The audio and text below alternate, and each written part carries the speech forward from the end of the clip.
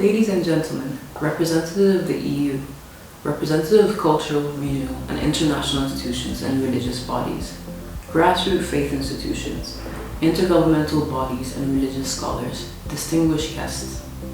Good morning, good afternoon, good evening from all around the world. It's unfortunate that I was not able to attend this event in person. However, I'm very happy to be able to contribute. First and foremost, I would like to thank the organizers of the event, the Council of Anglican Provinces of Africa, Faith to Action Network, the African Council of Religious Leaders, in partnership with the All-African Conference of Churches, for convening such a timely event. In this day, during this timely event, why does diversity and inclusion matter? Especially when looking at what is going on now in the world, when we look at achieving our sustainable goals and aspirations, why should we care about diversity and inclusion? 2020 has been an eventful year, a global health pandemic resulting in an economic crisis. We have seen significant changes happen in our lives, in our communities, and globally. Looking at the events of the year, we see the diverse effects of the pandemic on our health, on our ability to interact with one another, and our ability to conduct work as normal. Aside from that, we have seen a large rise of social movements following the racial injustice triggered by the shooting of George Floyd in the US. National and global-wide protests were sparked demanding justice and equal rights for Black lives. The unjust killing of George Floyd was a catalyst for action, for change, a tipping point in history where we saw people from all walks of life representing different faiths, races, backgrounds, come together, renounce the past, and redeem the future. We have seen the ripple effect of social movement in the rest of the world as well, with people from many countries demanding the same change. A sort of zero-tolerance policy was formed, inclusion, accountability, and diversity steering the movement. Clear-cut issues that made it easier for people to unite and speak in one voice. The uprising pointed out the flaws in the system and how necessary reforms are needed in legislation, in judiciary systems, for acts of racial, social, and cultural injustices. It also pointed out that globally, we are ethnocentric. We have a problem with accepting diversity and being inclusive with our policies and thinking. Although on one end we see the positive impacts this has had in bringing people together, it has also fueled extremist sentiment. We have seen a rise in right-wing extremism in the Western world, with more attacks due to the policies and reforms brought about by the protests. Of course, in Europe, we have seen a rise in extremism over the past few years because of migration policies and influx of refugee communities in certain countries. This sentiment and hate for the other has been brewing for a while. In South Africa, we have seen over the past years increased xenophobic attacks against people of other African identities. Although there is no justification for the attacks, we know that it's a result of poverty and inequalities. When looking at the landscape of violent extremism over the past year, we have seen significant changes in the trends, which in turn requires necessary changes in intervention. Firstly, as discussed previously, violent extremist groups have been antagonizing supporters to perpetrate acts in accordance with the social changes, hence the increased frequency of right-wing attacks in the Western world. Secondly, we have seen violent extremists exploit the pandemic so as to recruit individuals and buy in their support. In Afghanistan, the Taliban has positioned themselves as service providers, sharing necessary health information, facilitating the safe passage of humanitarian agencies, enforcing quarantine procedures, and distributing essential health supplies to the communities. In Somalia, for example, Al-Shabaab has helped establish facilities in the communities to treat people with COVID-related symptoms. At the African Union Commission, the existing frameworks and mechanisms promoting and safeguarding cultural and religious pluralisms are vast and underpin most of the policies and declarations that we see nowadays.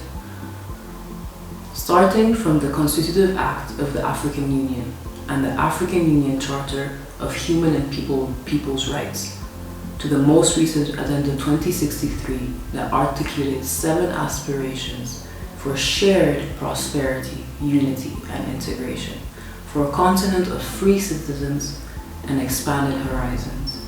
As in Aspiration 5, an Africa with a strong identity, common heritage, values, and ethics.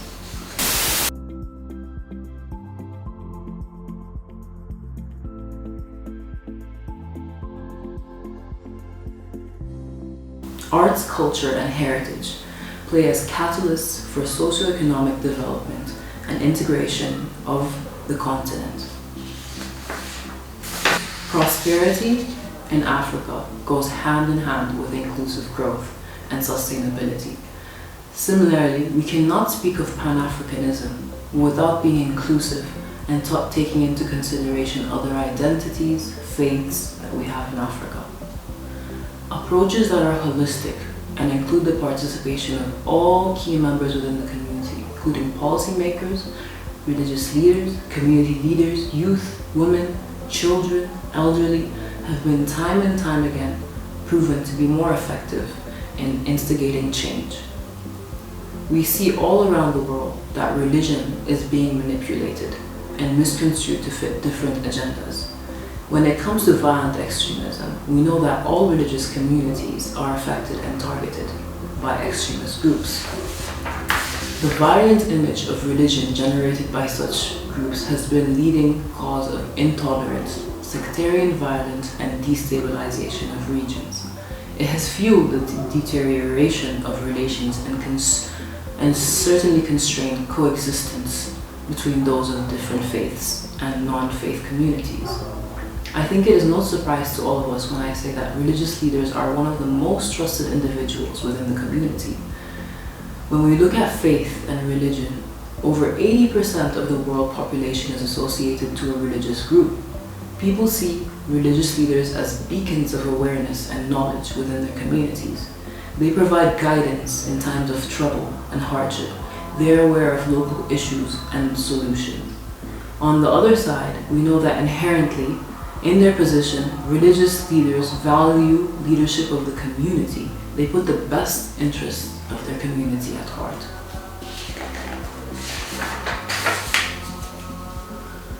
To prevent societal divisions, it is important for Africa's leadership, government, non-governmental, to unite in combating these challenges. Religious communities can partner in interfaith action and reduce the polarization and division that extremists promote, and have been successful in doing so far. Intra and intercultural, intra and interreligious approaches can be explored in their tools, techniques for fostering peace, through dialogue, through storytelling, through sharing best practices between different communities or individuals. These same techniques are cross-cutting and can be applied in different contexts to ensure long-term sustainable goals are achieved. The AU recognizes that it has to mobilize and create structured partnerships with youth, women, and African religious leaders to advance peace, inclusion, and development in Africa. There are several examples of such initiatives run by the African Union. It is a platform created for religious and political leaders to steer practical actions by preserving the values of respect, plurality, diversity, religious tolerance, and peaceful coexistence. The forum's mandate is to work with the AU to support and strengthen the process of interreligious and intercultural dialogue within African communities, as well as engage partnerships between religious leaders and the AU and member states. So far, 4 forums have been held successfully, bringing together representatives and religious leaders. They have looked at 3 thematic areas: ecology, prevention of violent extremism, and corruption, and came up with religious leaders' action plans with tackling these issues on the ground within their own communities. Additionally, a revolving steering committee was adopted, carry out concrete communication mechanisms between religious leaders through interfaith councils and the AU and its member states. Another example is the iDove project, the Interfaith Dialogue on Violent Extremism, which aims to promote inclusive collaboration among youth from different faiths, backgrounds, and beliefs.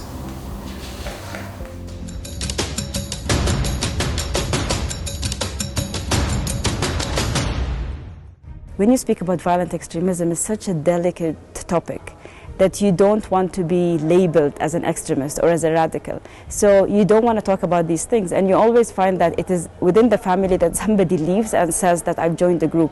So what we've done is that we created a program called Interfaith Dialogue on Violent Extremism.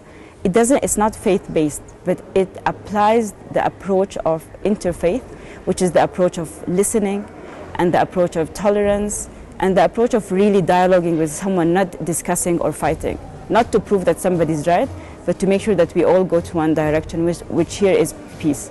So we did this project, and it's a youth-based bottom-up approach that also employs innovation, because they have that access to innovation. So we did it between Africa, Europe, and then it expanded to include Middle East, and it further expanded to include Southeast Asia.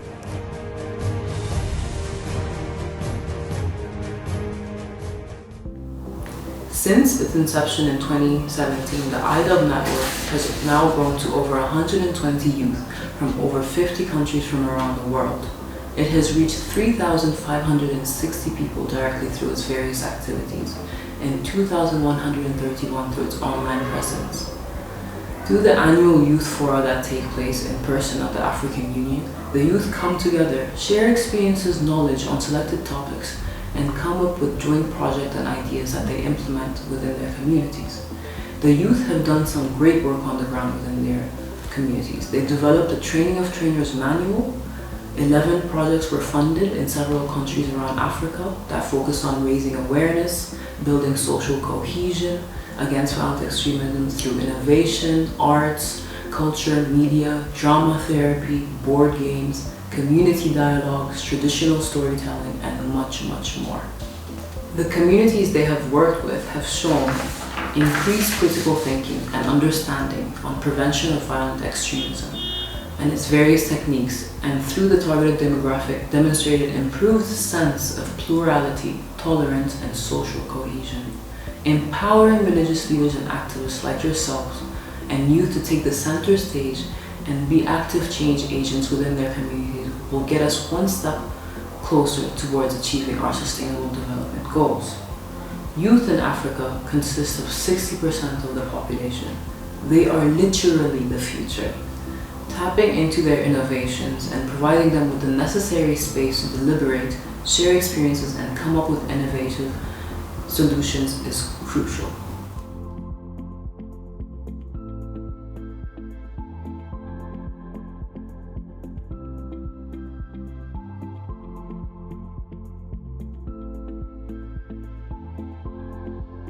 Thank you very much for your time. I hope that you have a week of fruitful deliberations and come up with substantive actions on the ground. Have a good week ahead of you. Thank you.